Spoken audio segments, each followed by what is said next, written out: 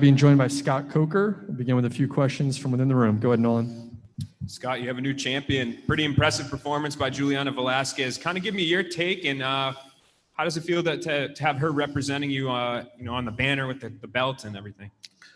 Yeah, I mean, we've been watching her for a long time, followed her, have her fight here. She is an amazing fighter and a dangerous fighter. And I think what you saw today ended up being a technical fight because, ILIMA was moving away from her power, moving to her left. Juliana's trying to chase her down, and, Lima's going for the takedown. And she got caught a couple of times. But at the end of the day, I think that she did win the fight, and fair and square. And she did what she had to do. And the nice thing is I really like fighters that are martial artists, and I feel that, Juliana will be a good champion for Bellator, and she'll do a lot of great things, not just inside the cage, but outside the cage as well. So very happy and proud to have her as our champion. And on the flip side of that, you talk about martial artists. It seemed like I think you were here to hear Lima Lay's comments afterwards. What do you take away from that? A champion that just lost their belt to kind of have that attitude of like she said, relief and kind of optimism going forward. Yeah, you know what? I mean, there's a certain amount of stress that comes with being the champ, right? Because everybody's coming after you, and you're on top of the mountain, and here comes everybody trying to hunt you down. And so, that pressure is going to be gone. But I know she'll be back, and she'll come back strong. She's a great fighter, great talent. She's been great for us. And, it wasn't her night. It didn't work out. And that's just how the chips fall in this business. The co-main event, Magomed Magomedov, one of your big signings that you made recently. Looked really good, dominant performance against a tough guy. What kind of addition did you see to the bantamweight division tonight? Yeah, I mean, that guy is he is a beast. I mean, he's going to be dangerous for anybody.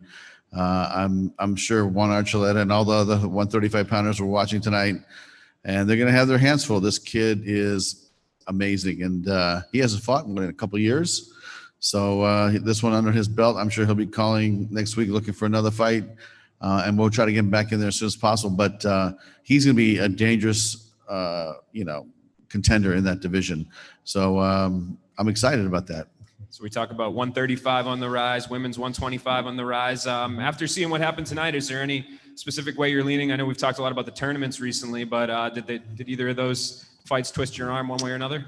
I'll tell you, I think we have some choices here, but I think that everybody is in contention as far as what weight class. I think we have 2 or 3 different divisions. We just haven't decided yet. We'll probably announce something in January or February, but we have a little bit of time because, we have the Sanchez Pitbull fight, sometime in the first quarter of next year. Then we'll have the finals of the tournament, AJ versus the winner of those two. And then, so we have, 3, 4, 5 months. So we have time to figure it all out, and we'll do the right thing. And do you think we'll get some sort of 2021 event scheduled in the next couple of weeks? Is that kind of the plan? Yeah, I think that we'll probably have something either late this month or maybe early next month. But, we're scheduled to do our normal amount of events, and it's just how we're going to schedule what night we're going to go. And, we'll figure all that out. But it's, there's a lot of movement, but good movement. And I think we have a lot of exciting things to announce early next year. And will it likely be back here at Mohegan, do you think? I mean, listen, this is our home for now. And, I honestly, as much as I love it here, I can't wait to go back out on the road and start selling tickets and, and doing fights in big arenas with people in the building. Because as great as this event was, because from top to bottom, I think we had some amazing fights tonight. And it just, it still feels a little bit different to me than having a full crowd and full arena, full of people cheering. So I'm looking forward to that and getting back to that as soon as possible. I want to ask you too, a lot of people are on Twitter were talking about DAZN and what happened with that going into this event, especially Canada. It seemed like a lot of Canadian people were asking me to ask you where they can watch Bellator now. And can you give us any update on what's going on with DAZN and just that whole thing? Well, I think we're just trying to figure it out, with them. And I think we have something scheduled to have a conversation with them. But, we definitely have some things to figure out moving forward. Gotcha. Yeah, that's it for me. All right, we'll take a few more here. Mark, go ahead. Hey, Scott. First of all, kind of give me your thoughts about the way that Lima reacted in her loss. It seemed like she was very respectful of losing the championship. to a gal like Juju. Tell me a little bit about your thoughts on that. Yeah, I mean, I think they were both emotional. I think that, Juliana as well. I mean, they were both emotional, and, she started crying. Juliana started crying in the cage, and I think that ILIMA really was touched by the respect that she was given by the new champion. And I think that's what you were seeing in the cage. And right now, I think there's going to be a lot of free agents coming into 2021. Tell me kind of your thoughts on that, and the idea that, you're probably going to have a lot of fighters that you could possibly sign in 2021 to make some exciting cards. Tell me a little bit about that. I'll tell you, we're going to pick and choose the fighters that we bring into our roster because, I said this for the last, 2-3 months. It's like, we're very happy with our roster. And we have a roster that I think from, all the different weight classes, we have fighters that are, world-class fighters, some of them ranked in the top 10. I believe that we have some of the best fighters in the world. We have the best 205-pound weight division, arguably the best 145-pound weight class, and the 135. I mean, I think we're doing a good job building our talent, and then sprinkling in a few agents. I mean, we just signed Rumble Johnson. That's something that I think is going to be a great addition to our 205-pound weight class. Now we're going to mix it up and put these guys into some great matchups that people want to see. I mean, I'm really looking forward to having AJ come in here and start rumbling, because I've always enjoyed his fighting style. He's not a guy that likes to lay and pray. He's going to bring it, and people in that division, I know that they're taking notice, and I hope they're ready. Gareth? A very good morning, Scott, from London. Gareth Davis here. The event looks fantastic on Sky Sports. I agree with you, and obviously on the YouTube, Bellator YouTube tonight. You now have Pitbull at featherweight and lightweight, Douglas Lima at welterweight, Chris Cyborg at featherweight, Juju Velasquez at women's flyweight. 5 Brazilians as champions. Is there a thought, or has there been, going into this event, if Juju won this, that it might be worth doing an event in Brazil at some point? I'll tell you, Gareth, we have plans to go to Brazil. The thing that shut this whole thing down was the COVID when it hit. We have strong following in Latin America, and Brazil has a tremendous fan base of mixed martial arts practitioners and fans. So we were looking forward to going. We were planning it. We were starting to build an infrastructure there. And then when COVID hit, it just kind of stopped everything. So here we are almost a year later, right? Which I never thought would take this long, but here we are a year later. And, I'll be happy when we go back to London and throw a fight, or Dublin and throw a fight. But definitely plans to go to Brazil at some point. We have a great TV partner there, and we'll do something special.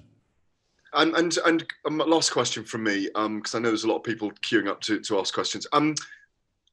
The tournaments have been so successful. This featherweight tournament for the men is just extraordinary, and it's going to play out in the early part of next year. How about a women's tournament, and how about at flyweight with this new champion leading the charge, and the opportunity for ILIMA, once the dust settles, for her to win her belt back?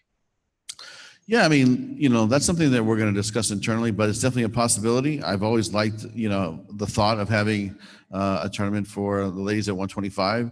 And we just signed the big star in Japan, and we have Liz Carmouche out there, and we have a new champion. So there's a lot of movement in our 125-pound weight class division.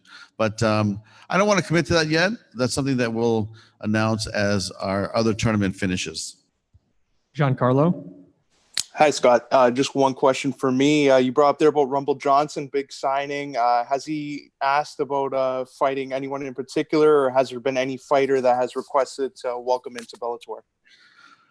You know what? I had a short conversation with him yesterday. We didn't talk about any particular opponents, but my understanding is that he's looking forward to fighting at 205 and then eventually at heavyweight if we would need him to. But I think our 205-pound weight class is the best in the world right now, and I think that we have some great matchups for him there, and I'd like to start him in that division.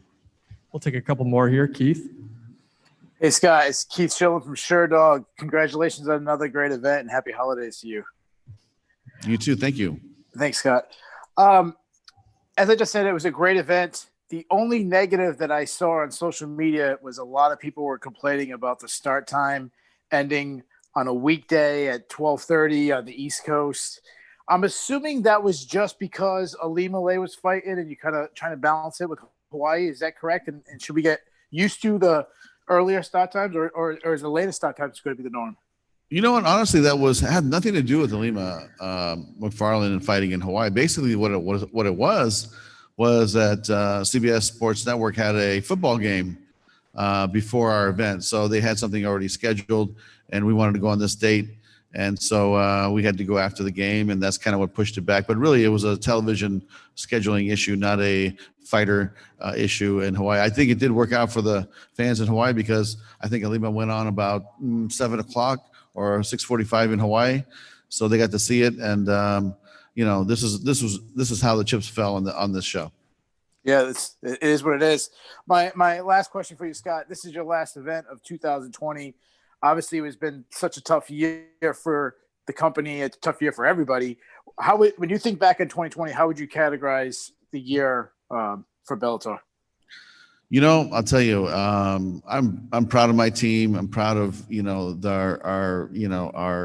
our whole company because this is not an easy task. This is not an easy ask. When you're asking your staff to stay, inside this bubble for 30, 40, 50 days, there was time here where some of our employees were here for that amount of time, not going home. Sometimes, the staff would go home, but it was a tough year. This was a grind. This was really really a test of character, I think, for our staff and the fighters and fighting in a closed environment like this without fans. Look, it is the new norm, but to me, like I said earlier, I'm looking forward to getting back and getting back to doing arena fights where we have fans, including here at the Mohegan Sun. We've always had a great attendance here, and I'm looking forward to having fans in the stands. And it's just a different situation. And economically, these COVID tests are very expensive. It's a commitment. I think we had to date in the fights that we've done since July here at the Mohegan Sun, building this bubble. I think we've had 4,800 tests, COVID tests that were performed on either fighters, production staff, or our Bellator staff. So it's quite a process. I think it's a very safe environment to do these events. And that's why we're doing them, and protocol is number one. But it's been a grind, and I'm looking forward to, starting out in 2021, again, most likely in the bubble. But I do believe now with some of the breakthroughs in the vaccine, the different types of vaccines, and eventually I think that, the virus will eventually, wean its way out, and we'll be back to business as normal, hopefully sometime this year. Last question, Donna.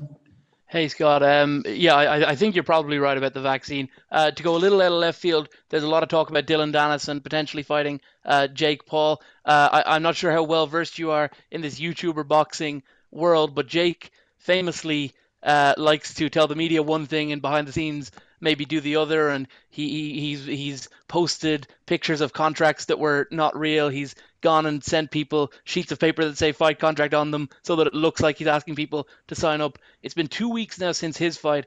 What is the actual extent of the talks that Dillon Danis, yourself, Paradigm are having with him about a potential boxing match? Well, I tell you, that is a true story, and there is definitely a little bit of bad blood between those two guys, and it started, I think years ago. And I do remember there was a boxing fight that he was fighting at that, Dillon and I were going to go, and they basically told us that Dillon's not welcome there, and that they were afraid that he might cause trouble or this and that, and I said that's ridiculous. I mean, he's a professional athlete; he's not going to start trouble, But anyway, at the end of the day, he couldn't go. So, I know there's a lot of trash talking back and forth, and I did meet with, I think it was Logan and his manager last year in Miami, and we had a conversation about it. They're very interested, and I was like, well, you guys should come to MMA and train in MMA, and I know that they're talented athletes. They do have a wrestling background. Logan's wrapped up with Floyd Mayweather at the moment. Yeah, he's a little bit busy, but when he's done that, he can come fight Dillon Danis in MMA is my point. Why do they always have to go to boxing? You know, I mean, to me, it's like, look, maybe we can do 1-1 and make it even. But look, if Dillon wants to fight him in boxing, you know, we're not going to stand in the way. We'll definitely let it happen, and you know, that's going to be up to him. But you know, those conversations are ongoing, and they have been happening, and we'll see what happens. All right. Thanks for the time, Scott. Congratulations on another great event. Thank you.